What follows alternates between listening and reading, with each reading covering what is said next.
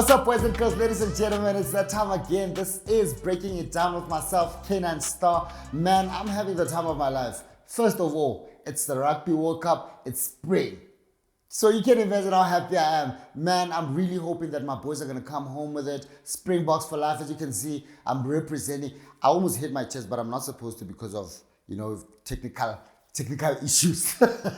But nevertheless, ladies and gentlemen, I'm so happy today to be chilling with a legend. I'm so happy to be chilling with one of the most important people in the hip-hop scene of, I'm not going to say the Northern Cape, I'm going to say in South Africa. Hey, yo, BOOGIE, what's up, bro? I'm good, man. What's up, man? I'm great, man. Yeah, you look good. What's up? Where you from? Yeah, I'm from home, man, nigga. You've got money home. Now? No, there's no money, man. What money, man? If I had money, I was not gonna be. I was gonna be in Zanzibar. In Zanzibar? I was gonna be chilling back home in Zanzibar, smoking cigars. I never smoke, but I wanna smoke a cigar when I got money. Hey, bro, just make sure when you go there, just hit me out, because I've never been to Zanzibar. Yeah, I'll do that, man. There's girls there for you. Bro, jokes aside, though, where you been, bro? No, I've been around, man. I've been around, this whole time I've been working on a couple of projects, I worked on my camp, I worked on Northern Cape as a whole, as you know, and I've, like a lot of stuff, man, the awards and I also have a job on the other side, Yeah, and I do, it's like I'm a I don't know, should I multi-millionaire? No. Multi. Sorry to see. Just checking there, Baba. I need to check. No, not yet. Okay. Not yet. Okay. When you see I'm in Zanzibar, then you know the millions are there. Okay. Yeah. Bro, I think the introduction I gave you was little for a man of your caliber.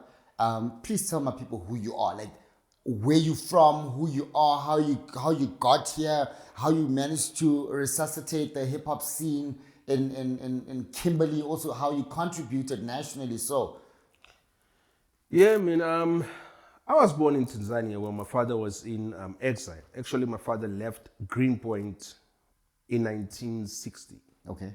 Yeah, and he ended up in Tanzania by 1962, and he joined the MK. Actually, my father was part of the founders of the Umkhonto weSizwe. Wow. MK, it was the first intake. Yeah. They were called the Lituli Battalion. Yeah. So he met my mother in Tanzania, and I was born in 1978. But by the time when I was 7, 1985, I got introduced to hip hop. That's when I started falling in love with hip hop. Your Boogie Down production, your Schoolie D. My name Boogie G actually comes from Schoolie D. Oh, nice. Yeah, it's nice. It's somebody that I was looking up to. Yeah. Yeah. So from there, in 1992, my father, the integration started happening. The talks and the stuff. So we had to come back. It was like under the repatriation by the UNHCR. Yeah. So we came back, and 1992 we came back.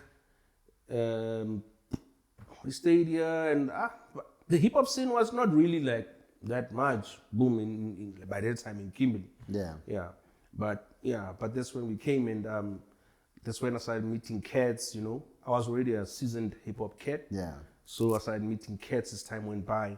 Your TC Funky C, your Trouble T Roy, your Tony T, your Beagle the Mirror, we just started making things happen, Then we just started forming crews, because most of the crews started being formed after 1994.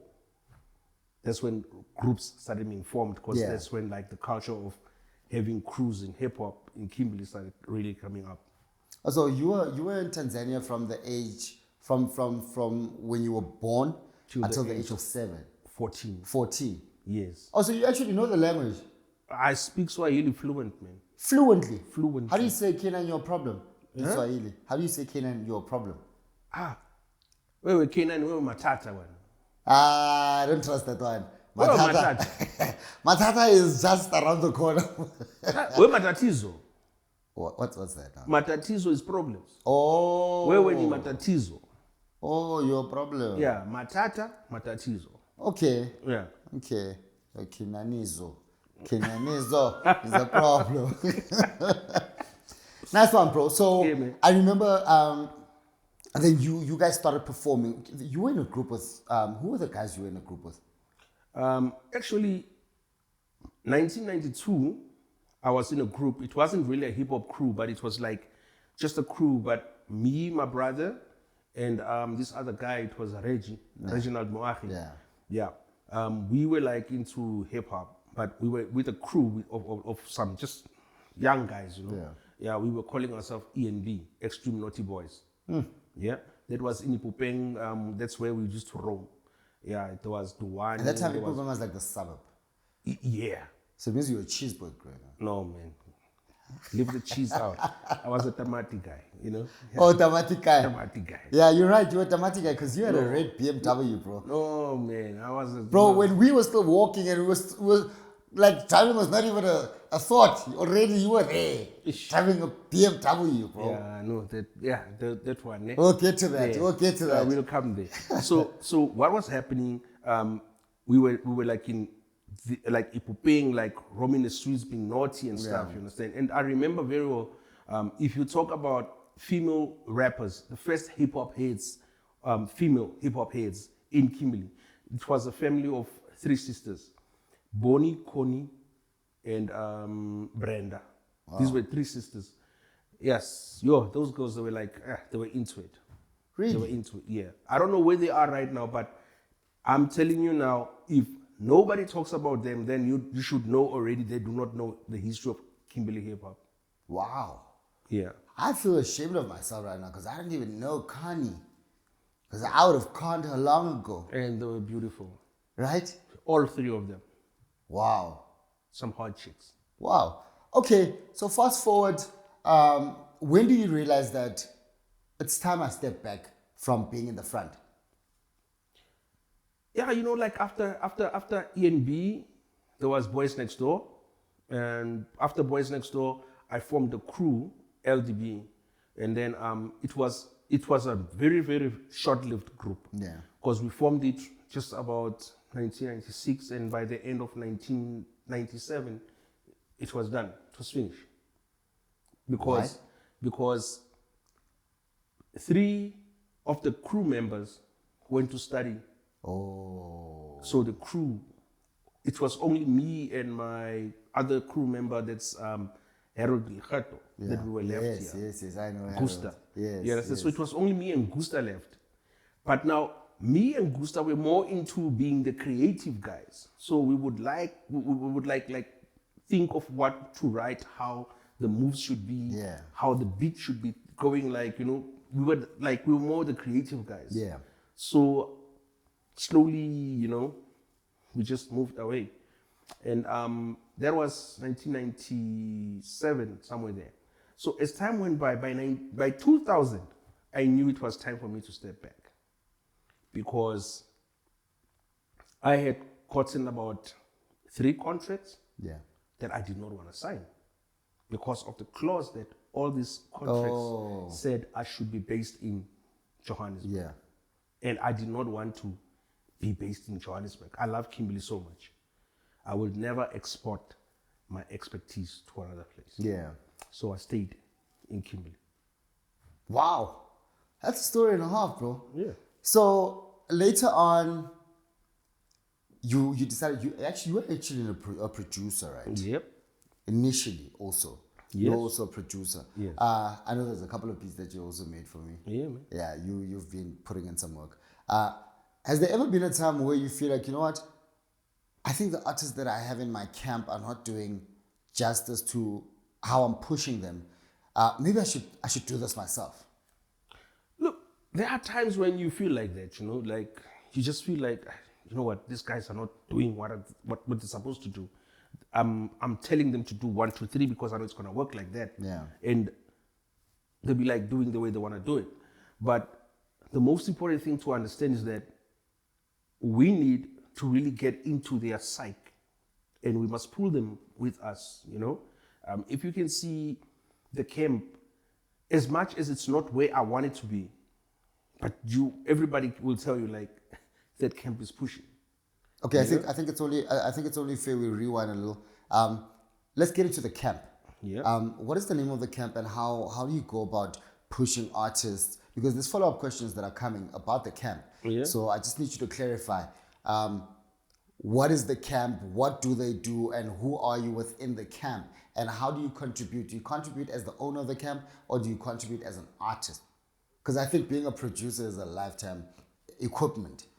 Yeah, look, the camp started as Desert Storm Razzmatazz, you know.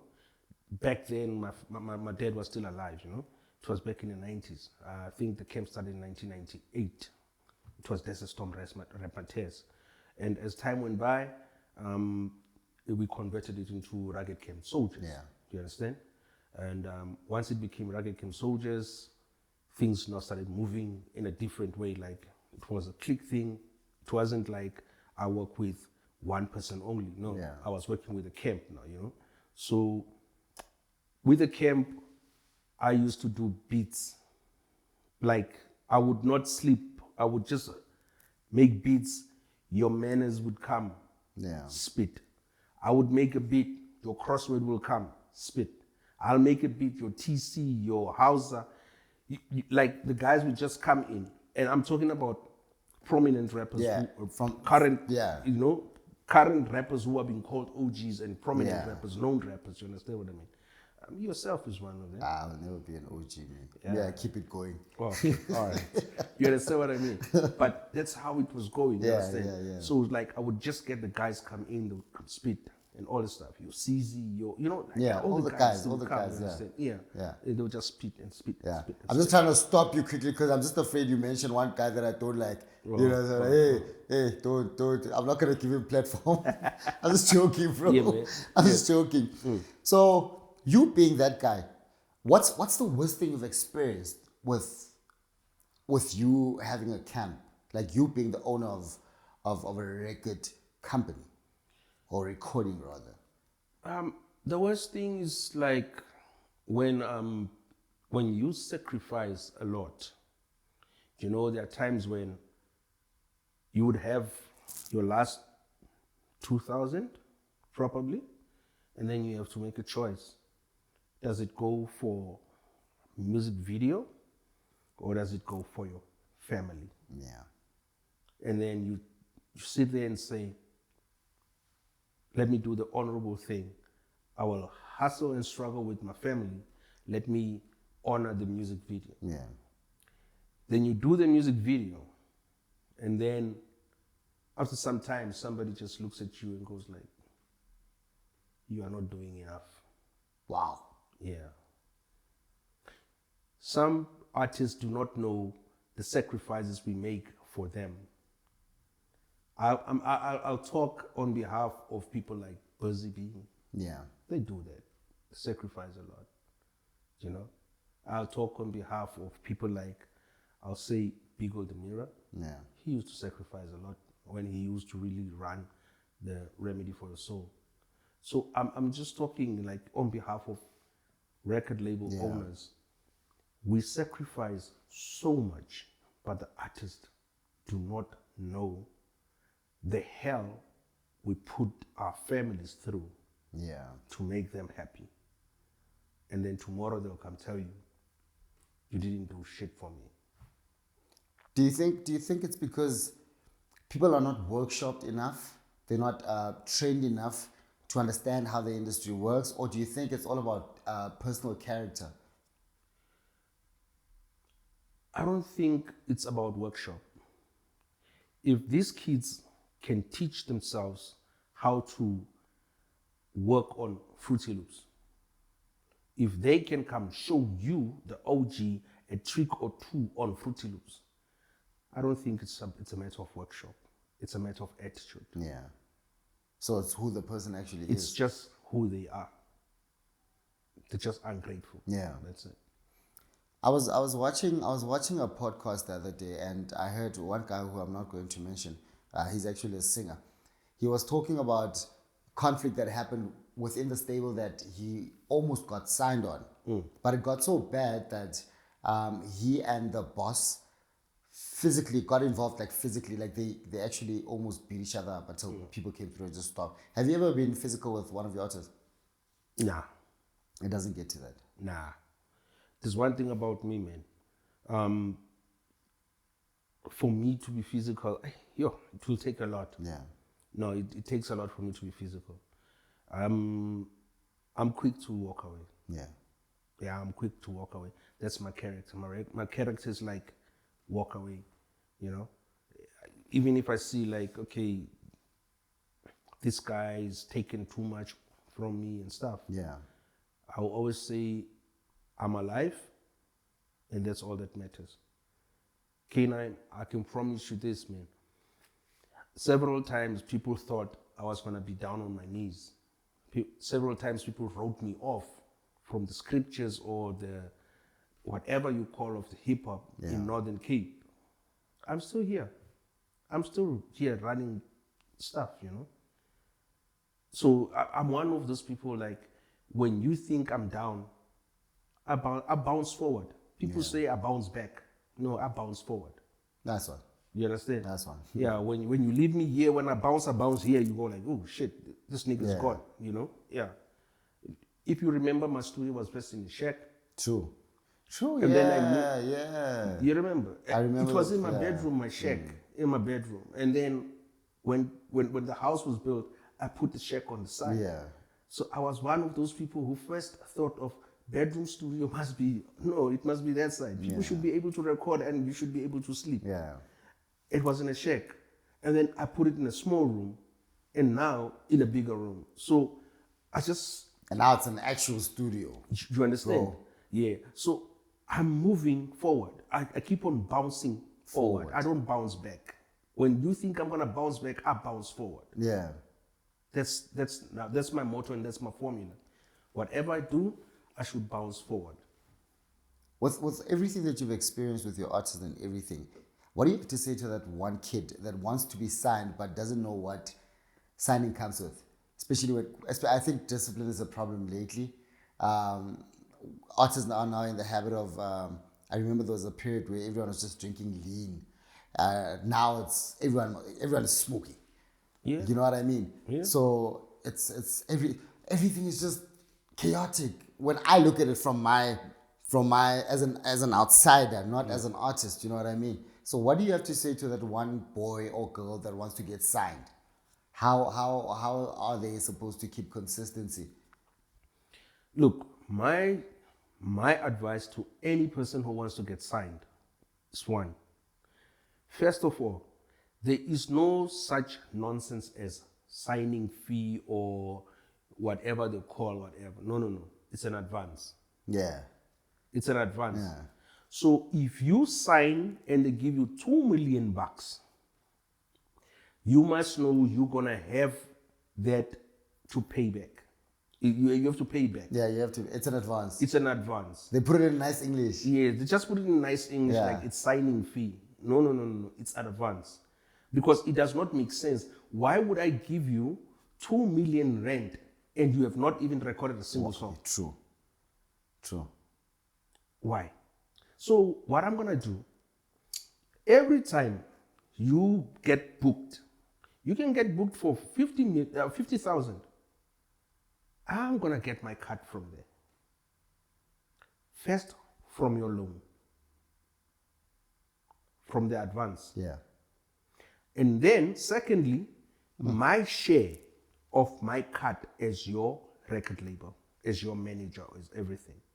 So now, if maybe you sign a deal with me that says 2080, now you get 10K booked. You get booked for 10K. Fine. 10K, there it is. Booked. Now, we say from your bookings, you're going to give me 40% to repay your advance. Yeah. So now you get 10K. From your 10K, I take my 20% as your manager, and then I take my 40% As advance. someone who gave you an advance. So I get 60%. Now, you say I'm knocking you because you know it's 10K booking and now I'm only giving you 4K. Then you go like, no, BOOGIE is knocking me. No. Where do you think I'm gonna recoup my money from?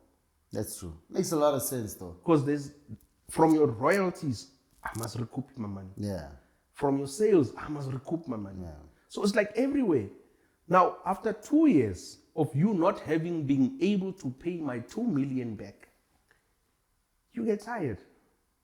Oh, that's a lot. Do you understand? You get tired, then you start saying, no, this guy has been stealing my money. No. Did you read your fine print? Wow. That's the first thing. So, what I'm trying to say is, when you get signed, put in twice the work you used to put as a person without help. So that this other help should come without advance or anything. Yeah. You understand? So that when I say, K9, I'm going to shoot for you a music video, then it should be like, I decided to shoot for you a music video. Or it should be like, you performed 2 times, 3 times, and I saved the money. Now we shoot the music video. Yeah. So somehow, someway, you also become an executive producer. Yeah. Do you understand what I mean? Because executive producer is the person who puts the money to the project. Yeah. You understand? So you become an executive producer. That's where now you start eating as well. Yeah. Then you can say, from my royalties, give me my share. From my executive producing, give me my share again. Now you get more. Wow. Ladies and gentlemen, boys and girls, you heard it from the horse's mouth, rather. We just quickly got to go to an ad break, and when we come back, we are still going to be chatting to Gerald Johnson, aka BOOGIE, aka Tombo, aka Gisos. You know what's up? We'll be back.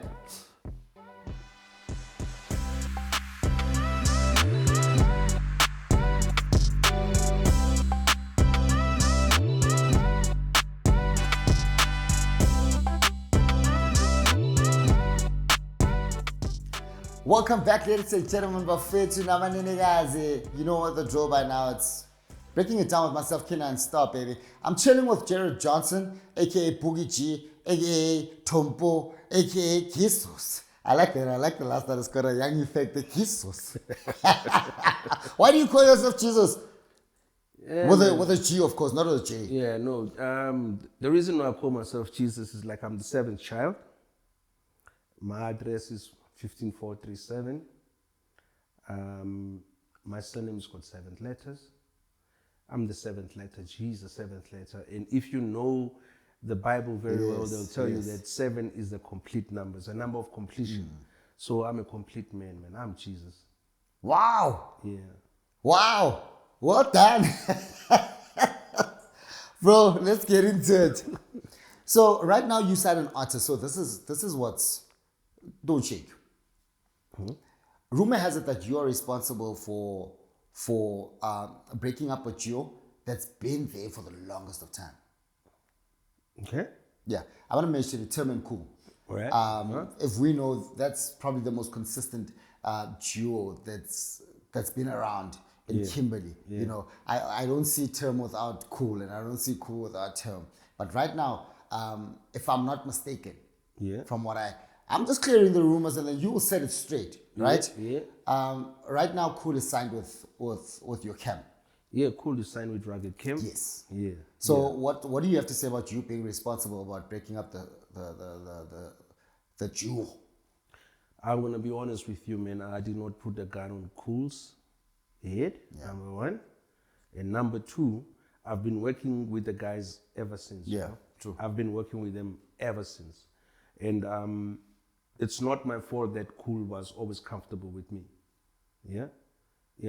So Cool is very comfortable with me and all the stuff, and Are you saying he was no longer comfortable with? No. I'm not saying he was not comfortable with the guys. Yeah. But I'm just saying that I can't help it that Cool has been comfortable with me. You understand what I mean?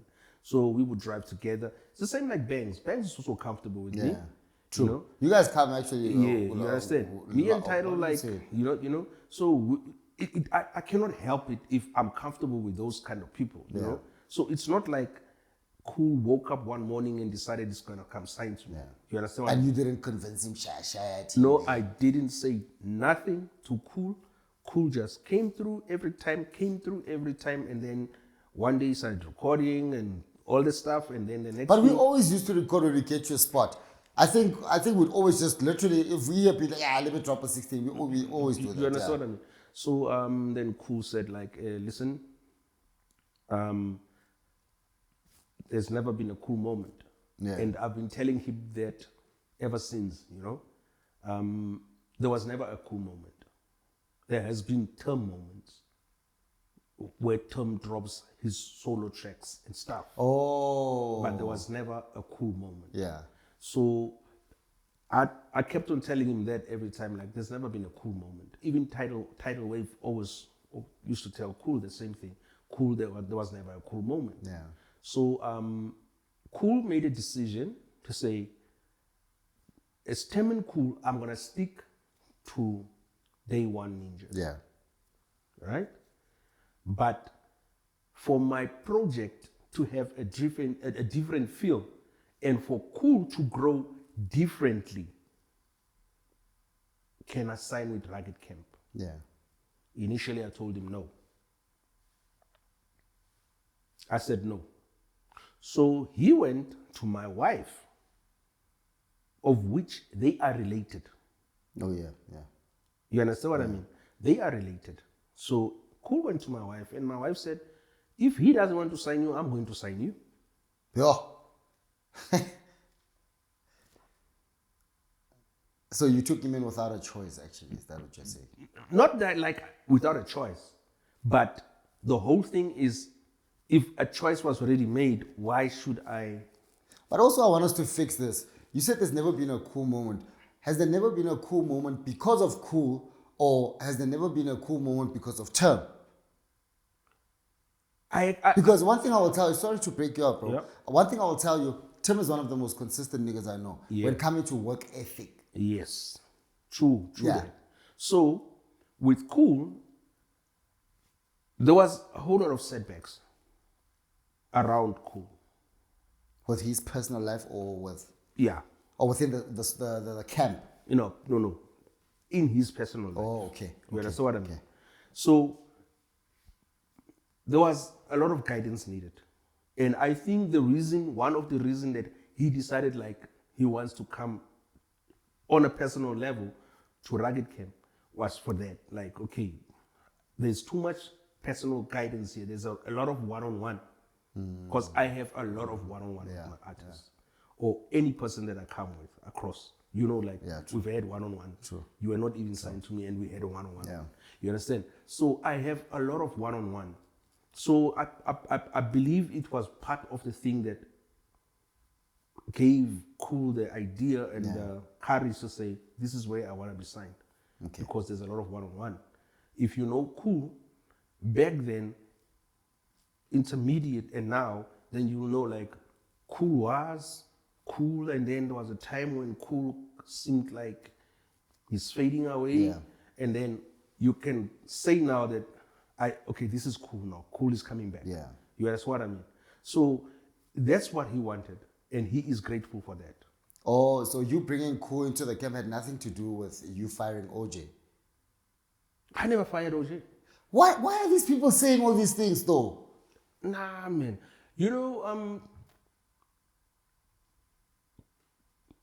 Cool and OJ, they were there together. They bros. Yeah, so it's not about Cool coming in and... You trying to remove this one. No. Also, the responsibilities are different within the squad. Yeah. Yeah. You understand what I mean? So did you fire him? Did you fire him? Who, OJ? Yeah. No, I never fired OJ. What did you say to him? Because I know he's no longer there. No, OJ, I never fired him. I never did anything. He's just, for now, I'll say OJ is AWOL. Oh, he's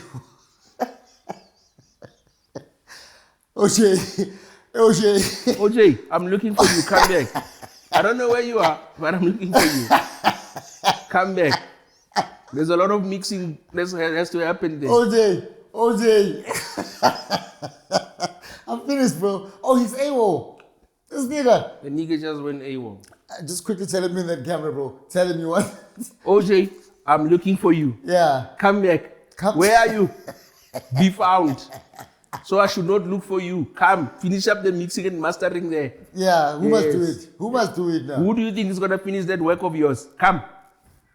No, thank you, bro. I just wanted to clear that because I've been hearing a lot of stuff. I never fired OJ, man. Yeah. OJ is a grown ass man. Yeah. Yeah, he decided to stay away, so He decided to go AWOL. yeah, let's staying away, Yeah, you know. yeah. Absent without leave. Yeah, he didn't he put absconded. he didn't put leave there saying, "Oh, guys, from so time to so time I'm gonna be." No, he just Yeah. went pew gone. Okay. I'm just clearing stuff up, bro. There's absolutely no beef, no nothing, Yeah. no nothing. Nah. So also, you never stole any artist from Busy B. There's never been anything like that. Nah. And I'm using the word steal. No, I'll tell you what happened. What happened? That happened. Tell you Was what Busy B too lazy to handle this guy? No. Oh, what was no. going on there? This was very strategic. It's one thing I can tell you about. You know, legends are very strategic. True. They don't do things for no reason. Busy looked around, he shopped around. You know, when he decided like, okay, I don't have time for music studio that much. Yeah. I'll do music videos, I'll do the other parts, but recording studio, yeah. no. Busy did shopping around, and then he contacted me. He said, come man, come down. Before he said anything, he asked me, what's your plan with the camp? What you doing? Where you going? But also, So I told him where I'm going. I told him about all my plans and everything. yeah. And then he told me, now listen, man. I think I was at Busy's house 2 times. Okay. The 3rd time, that's when he told me, like, listen, man. I think I can't do this anymore. And I don't want to waste the nigga's time. Yeah. So I looked around, and I think you are the only person with the passion and dedication to advance. To handle bass. Yeah. Yeah. So bass, I can say bass is still the Hive artist managed under Rugged Camp. Oh, I get you. I get you. You I know? get you. Makes sense. Yeah. Bass still raps and he still screams. It's the Hive niggas. Yeah. Really? Yes. We must address him. No. No, but he can't do that. No, he can. No, but the Hive threw him out. No, he did not throw him Did out. the Hive throw him out? No, the Hive did not throw him out. Because you're putting things gently. Listen, What if Busy B was no. to you with this guy? The whole thing is Busy handled him in such a professional way, like, I'm going to create a proper spot for this guy. Okay. You know? That's why Bass is living at the camp. Yeah. Yeah. Because it's one of the artists who's supposed to be there. You understand what I mean? Because I thought he was bass there because Busy threw him out. No. He's supposed to be. rumors. He's there so that he can work through the night. So him and Busy are still cool with each other. Yeah. Look, sometimes when Busy's got these big camera things, you know, Yeah. you know Busy. Yeah. Always on. Yeah. Yeah. He'll promise to shoot you. You'll find Bass there. You'll find Bass with a big ass camera. I don't know what they call them, Kalamazoo, Yeah. whatever. Kalamazoo. I don't know. Old school. Oh, so they're still cool. They're still cool with each other. Still cool, man.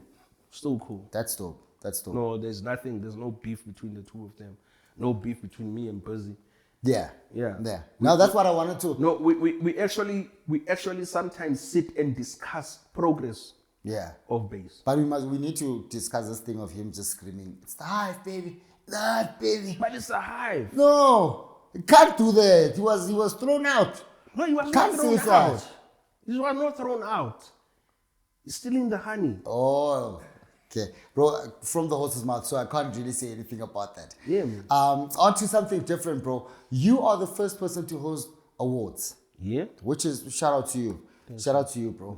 I also had the honor and the pleasure to be one of the hosts of was it the first or the second one? No, it's third. The third one, eh? Yeah, and I was the MC there. Yeah. It was super dope. I liked how you, and you, when I spoke to you, you said to me, do you know I pulled this thing off without a proper budget? Yeah. You know, you didn't really go into details. You just said to me, you know what? No, as a matter of fact, you gave me the amount, which I'm not going to disclose now. Yeah. And then you said to me, can you believe that I pulled this off with this money? Yeah. And you said to me also something, you know, there's people that get funding more than what I got, because I understand that you got funding for that. Yeah, yeah. And then The you third said one, to me, yeah. there's people who get more funding than what I got, but look at what I did. I'm not going to take that away from you. That was beautiful. Yeah, man. That was, you took care of everything. Yeah, on the third annual awards of the Hip Hop Awards, the Northern Cape Hip Hop Awards, yeah, we were funded by NCACC. Okay. What is? Can you just what's the whole? Northern Cape Arts and Culture Council. Oh, okay. Yeah. Okay. So we were funded, and they gave us 100K. Yeah. What you saw there was basically 100K. Yeah. All the food, all the drinks, and when you talk about all the food, everybody got the food. That's why I said you handled everything nice. Everybody got food, everybody got drinks, every artist got paid, every performer got paid, all the hosts got paid. Yeah. We could not pay people the amount we wanted to pay them, but we made sure we paid them, you know, the little bit. So from the 100K that they gave me, I added from my own pocket 49 to 50 something K, I'm not sure. Yeah. No, I'm glad you touched on the right amount, because you told me that also. Yeah. As you said, I added $7. That's not what you said to me. Yeah, it was 49 to 50 something. Yeah, you know, I remember you said that. Yeah, because now we had to do, you know, like we get to get a stage in order, the buying the things, getting transportation, you know, all the stuff, you know. Yeah, you know, we had to rent a skorokor. Yeah. You remember? Oh, yes, I remember, Yeah, we had to rent it. And to make it worse, you can rent the skorokor, it's not a problem. But how do you get it there? Now you have to pay for what transportation. you call these guys who usually the guys who tow. breakdown, towing service, yes. you understand?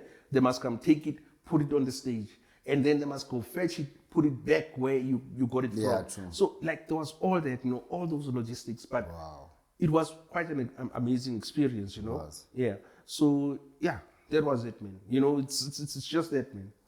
You paused for a year or two? Yeah, we paused for a year or two because after that, it came to make a very different kind of sense to me that when people want to have a say, at least I should be keeping my money away, you know. Yes. You know. Yes. So I'm busy right now with another edition of that. I'll try to add a little bit, you know, but I'm getting more money. Yeah, I might add money on that. No, I'm getting more money from what you got the last time. Nah, same amount. Probably. Oh, same amount. Properly, yeah. But now we're busy on that.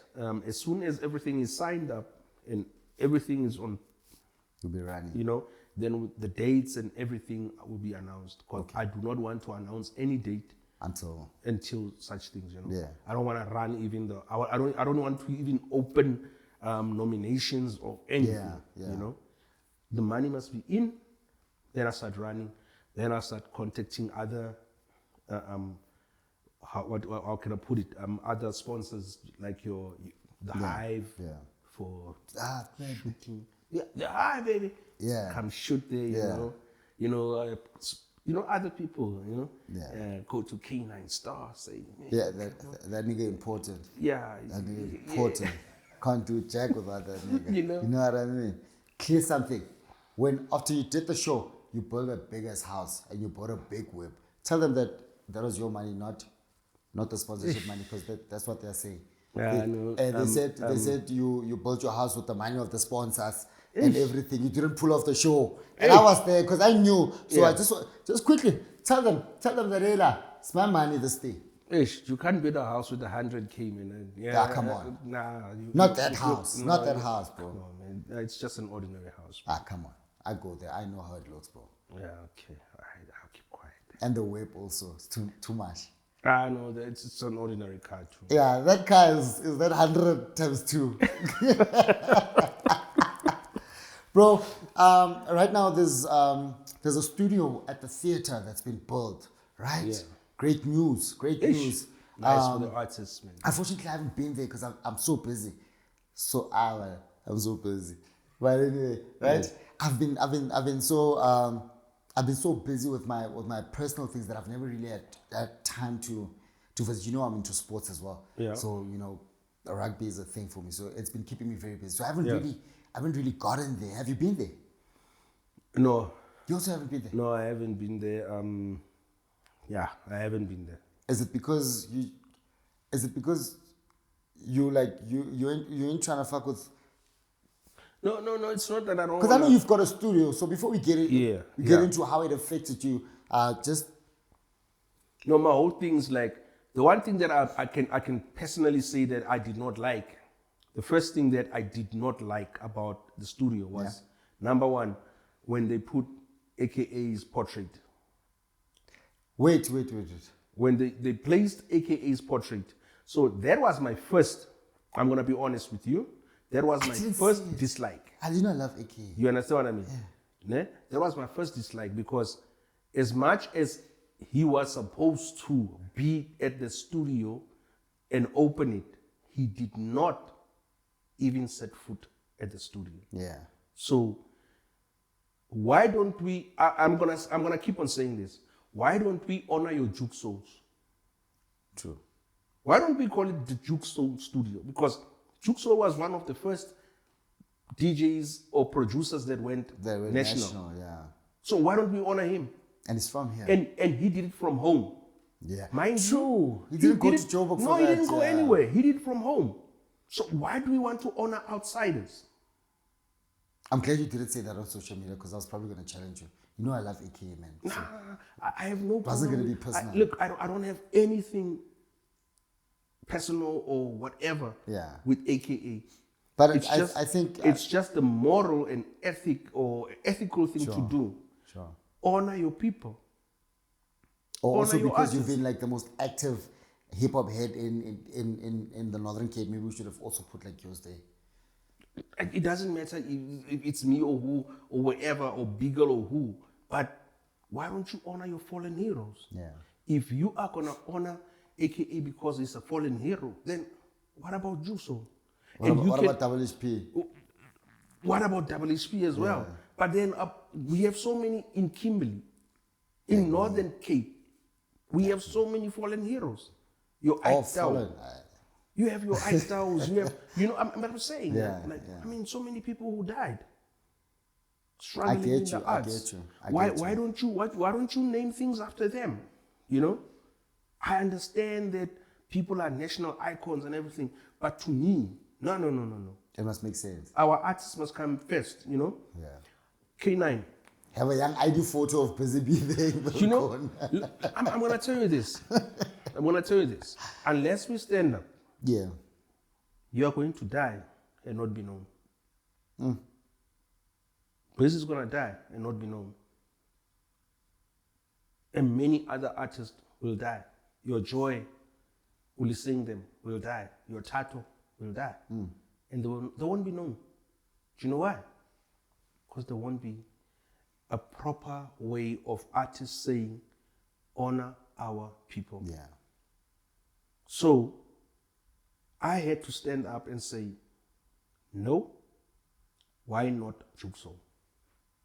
Also, you challenged them? Yeah, I put it on Facebook. Oh, yeah, it's basically challenging them. Oh, okay, I get you. I didn't see that. Yeah, no, I put it on Facebook. I asked, why not Jukso? And I'm going to stand on that path. Okay. We should be honoring our people first before we think of other people. Yeah. You know? It's the same like you get an artist from Joburg, you pay him 70K. Aish. and then you give your 6-pack to the local artist. One who uses his data to post your event the whole week, the whole month sometimes. You know, they have to catch their own taxi fare, like they transport themselves, and then they have to beg you to give them that food, and still wait for hours before. So you they give get them, food now. In my times, we never got food. You know, Wow. stuff like, you know, so those things is things that we sometimes we need to address. You Yeah. understand? So the studio, I've never been there, you know, and one day I'm going to go there. One day. I want to go. I want to go. One day I'll go there. But there's been a call, you know. Sifsa took out a call for producer, manager, and Yeah, I saw that. I did not apply. I did not apply because I have my own studio. I have my own studio that I have to run, you know. And hopefully one day they are going to tell me how does my studio fit in their studio. Oh. You know? Has it affected your business though? Look, one way or the other, my studio, you know, like mostly I do things for free. Yeah. Yeah. It's only now and then when people really want me to prioritize them. That's when I start charging. Yeah. So in order for me to start saying, let me have a hand in, I should know how does it affect what I'm doing, my programs. I'm running programs. True. So how does that affect my programs? You know? Because I can tell you one thing. A studio is not the building. Yeah. The studio is a skill, the talent, the equipment, the quality of the equipment. True. And I can promise you, either you have a Mac, either you have Asus Nitro or whatever, né? Or you have a simple PC. As long as you use Fruity Loops, as long as you have a Rode NT1 and you have your proper sound card interface, Yeah. You're done. it's all up to what you can do now. You understand? Basic equipment can give you the very same quality that expensive equipment can give you, because it's all about the software. Yeah. The equipment can only be about processing, you know? It's just like the computer, it's all about processing. As long as your mic is on an entry level and you have entry level programs, then you are sorted. Yeah. You know, because these programs some of these programs can even, you can set them in such a way that they record, or you can mix and do stuff that you only keep the vocals within a range of 5 meters or 10 meters from the mic. Yeah. So you can ignore the rest of the noise. A car can be passing in the street there. That's That's all like you heard within the project. it's gonna be ignored. That's dope. That's dope. So, in simple terms, it hasn't really affected you, because the boys go to you for free stuff. Yeah. Yeah, let's be honest.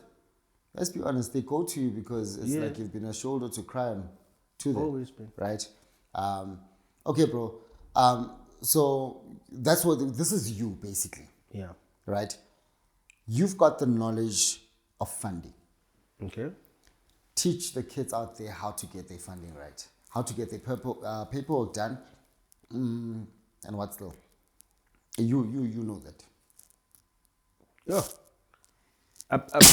You must remember I only got funding once. So how did you get it right? Look, I think with me it was all about the right program, number one, and the right mentality that I had, that this is for the Northern Cape, it's not for me, you know. As you know, after the awards, the whole Northern Cape you saw there was mothers celebrating with their kids. So the purpose was not the money, but the project. Yeah. You know? So I think SIPSA at that point, they realized that this was a project that they needed to do and execute because it encompassed everything that they believed in. You know? Yeah. So I think that's the most important things. And so paperwork-wise? Paperwork, yeah. Now it's, you know, like It's changing every time. You know, like you have to have your compliance, your tax clearance, your everything. Everything must be in order. You know. Yeah. That's the other side. Otherwise, government cannot work with you. Yeah. And business plan as well. You know, some sort of like what you want to do. It has to be in paper. You know, like this is what I want to do. You know. Like recently, that's what we've been working on. Yeah. Like this is what we want to do, and this is what compliance. We did all that, you know, and we submitted that. So now we're just waiting to hear and see what's going to happen, you know, and yeah, that's the thing. But the previous SIFSA we worked with at that point, they were very supportive, and you must remember. And then you just said SIFSA, at that point. Is there anything wrong now? No. Oh. Remember, there was 2 years. I think it's 2 years after that. After SIFSA of Tabonki them. Oh, okay. Went out Yes. to this new established SIFSA. Yes. So I think there was 2 years of Dierma Karchi there, you know. Oh, before these ones actually came you on understand? board. Yeah. So now they are finding their feet, and they called and they said, listen, this is most one of our projects. This is a project that we SIFSA. It does not matter which leadership, but it's a SIFSA project. So what's happening? Yeah. I'm gonna be honest with you. Tsepang, the chairperson, called me and asked me, what's going on? What's going on? It's like, why is this project not happening? Dope guy though. You understand what I mean? He said, it's our project. It's a SIFSA project. Why is it not happening? I said, no, man. I thought funding is done. I was like, no, come, let's work. Yeah. You know? Here's 100,000 to build your house. No, they didn't say yes, 100,000. Put your papers. Yes. You understand? Yes, most definitely. Yeah. So now they're gonna have to start processing stuff, and that's why I'm saying I can't give dates. I can't give anything. Makes sense. You understand? Because he cannot say you're gonna have your money tomorrow, or we as SIFSA are going to make sure you're gonna have your money by December. Yeah. They cannot say that. There's a process. There's a process. Yeah. You understand? They must go check is the papers in order. Is everything in order? Yeah. And then there is the CEO of NCCC, Mr. Maema, Charles Maema. He must also come in, you know, and talk about it. Like, okay, there was 2 years that we paused, but now this year maybe we're gonna do it, or this year we can't still do it. Double the budget. Oh yeah, probably. Yeah. I cross my fingers for that. Like, hey, last time we gave you 100, but now we're gonna give you 5. Yeah. Yeah. Then I'll do wonders. Bro, I respect that, and I love how you never gave up on your community. I love how you never gave up on the provinces as a whole, because I remember there was one award that I was dishing out, and the person was from Namakwa, and I was like, Namakwa is far, bro. Yeah. Namakwa is far, bro. We reach all over, man. If you say something is Northern Cape, it's Northern Cape. True. Something that I have in common with Buzzy. When he says I'm gonna shoot music videos for the whole Northern Cape, he is going to use his petrol money, his money for petrol, to drive all the way to Namakwa and go look for that artist. Yeah. And go shoot the music video. Yeah. No, that's dope, bro. That's dope. The two of you guys, we can't take away the fact that you guys have been putting in the work. I think for the longest of time, it has not been said. You know, I think we only entertain a person's business once it's drama and not the work. You know, so shout out to you guys, and shout out to the guys who also who started the inception of this thing within the province. You know, there's so many of them. I'm not gonna call all of them. You know, some of them I beefed with, some of them, you know. But at the end of the day, hip hop is a contact sport. Yeah, man. I've never lost. That's all I'm saying. Yeah. I've never lost, baby. You know, nice they know I love them, but Yeah. not when it comes to hip hop. You know, but also, boy, I just want to say. And when I say boy, I don't mean it out of disrespect, because you and I call each other like that. You've been holding it down for us. You've really held us down. They tried to knock you down, but you've been consistent with that. Bounce back. You've been forward. complete. You've been the number 7, bro. You know what I Complete, mean? man. The 7th letter, I bounce forward. Yeah. know? So I just want to say, I would like to think that I'm one of the leaders of the school. You know what I mean? Yeah, of course, man. We appreciate you guys, bro. We appreciate everything. Certain things would have not happened if it wasn't for the likes of you, the likes of Busy. You know what I mean?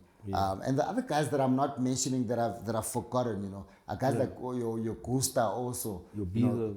You know what I mean? Yeah, man. So those are guys that have been there for us as a province within the hip hop school. You know what I mean? Before I wrap it up, bro, I'm done. Usually I would ask questions, this or that. As a matter of fact, let me put this down. I want to ask you one question and then we close it down, bro. I hope I hope I'm gonna be able to answer that. Yeah. You will, no, you won't be able to answer it. Okay. When you got married, you had a blue eye, bro. What happened? I like Afrikaans people when they say, "What happened?" Yes. Yes. Yeah, we're still having the bachelors then, eh? And these guys came in uninvited, and while we were busy drinking, and they start fighting, and I was trying to stop them from fighting. So I'm coming in between them like, hey, whoa, stop. I look at this guy, hey, Wana, go back. And I look back. Yeah, And this one, he bounces forward. This guy he bounces forward on you. He bounces forward with a brick. With a brick? With a brick. Snap, bro. What? I'm getting married tomorrow. Yo. Hey, I was bleeding and hey, a whole commotion happened there. I started fighting and I ended up in hospital. They stitched me. And you must remember now, the whole game was like, I'm gonna cut my hair in the morning and everything. So yeah, I got back from hospital, like I come in, I see all the guys are sleeping and I ask them, guys, why are you sleeping? I'm getting married in a few hours. Yeah. They're like, no man, look at you. I was like, no, take the sound out. Let the music go on, man. Let's play on, let's drink on. I'm getting married today. I'm getting married, And I call my wife and my girlfriend then, and she tells me, should we cancel? I said, no. Yeah. No. Yeah, weddings are not really for men. No. They're for the woman. Here's the thing. When I told her we're gonna cancel because we got married the end of the month. Yeah. But September 27th, she gave birth. Dang. Yeah? So you're just gonna stress out. So I was like, we are getting married in a few days. Let's stop. She said, no, I'm going on. I'm going to get married. So I just had to do the same. Yeah, for her, not for you. You understand? Yeah, true. Blue eye or not blue eye, let's go on. That's funny though, bro, looking at you like that. Yeah, I know. Because we were also like Vendrong there. We were also like, because we had a gig at Revito, I can still remember. Yeah. And then from Revito, we went to Gate Crash, your wedding there. And we were out of it also. Yeah. But it's those kind of memories, bro. Yeah, man. And how long are you guys married now? Yes. Yo, 2009 September 31st. Wow. That was like a year after I started learning how to DJ, bro. And I'm 15 years in the game. Wow. Wow, that's long. So if you want to have a successful marriage, make sure that you fight the day before, get a blue eye so that you can also last in your marriage. Bro, I appreciate you. September 30th, eh? Yes. Guys, that's what's up. You know me, I only chill with the dopest people in the country. That is Gerald Johnson, aka Tompo, aka the seventh man, aka Kissos. I'm out of here. Thank you so much. Peace, mate.